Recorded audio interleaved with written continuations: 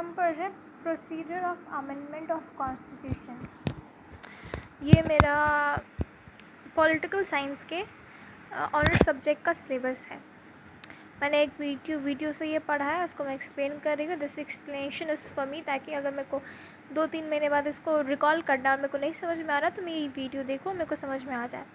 तो when there is a need for a change or amendment in the constitution, then that process of change is called amendment. Very simple. Need for amendment. When our constitution was implemented in 1950, and today there's a huge gap in the socio-political needs of the society changes. That's why we need amendments. Process of amendments. तो amendment जो USA में होता है वो बहुत difficult है और amendment करना इज़ नॉट ईजी। वहीं पे यूके में वहाँ का कॉन्स्टिट्यूशन फ्लेक्सिबल है और अमेंडमेंट करना काफ़ी इजी है। यूएसए यूके का हमने देख लिया, अब इंडिया इन दोनों का मिक्स है। यहाँ का अमेंडमेंट ना इधर ईजी है नॉट डिफ़िकल्ट है, हाइब्रिड प्रोसेस है। हमारा जो प्रोसेस ऑफ अमेंडमेंट है वो साउथ अफ्रीका का अडॉप्ट किया हुआ है।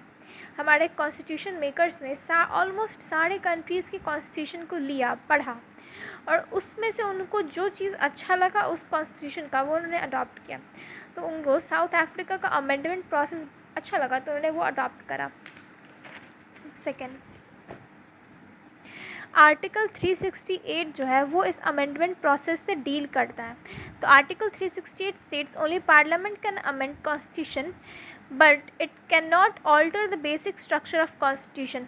आर्टिकल 368 करता है कि सिर्फ पार्लियामेंट के पास ये पावर है कि वो कॉन्स्टिट्यूशन को अमेंड कर सकता है, पर वो अमेंडमेंट एक बेसिक स्ट्रक्चर ऑफ कॉन्स्टिट्यूशन पे नहीं ला सकता। मतलब कि कुछ जो ह्यूमन का फंडामेंटल राइट होता है उस पर वो अमेंडमेंट नहीं कर सकता है। For example Kesavananda Bharati case में हमने देखा था कि right to property, I don't know, I'm not sure about this case, Kesavananda Bharati case, but types of amendment पढ़ता है। सिंपल मेजॉरिटी में आता है special majority and ratification of states. अब ये amendment bills can be initiated either in Lok Sabha और राज्यसभा। मतलब लोकसभा और राज्यसभा में किसी मेंबर के थ्रू बिल इनिशिएट किया जा सकता है। It can be introduce by minister और प्राइवेट मेंबर्स। तो लोकसभा में जो होते हैं वो इलेक्टेड रिप्रेजेंट मिनिस्टर्स होते हैं और एक प्राइवेट मेंबर्स होते हैं। प्राइवेट मेंबर्स कुछ नहीं होते, जैसे कि अभी राहुल गांधी वो पावर में नहीं है तो राहुल गांधी के भी एमएलए तो वहाँ पे है ना, एमपीज़ हैं, एमएलए हैं, तो वो सारे प्राइवेट मेंबर्स कहलाएंगे। राहुल गांधी प्राइवेट मेंबर कहलाएगा और नरेंद्र मोदी जो पावर्ड में है, मेजॉरिटी में है, तो वो मिनिस्टर कहलाएंगे। Bill must be pass by both houses, दोनों हाउस के थ्रू पास होना पड़ेगा।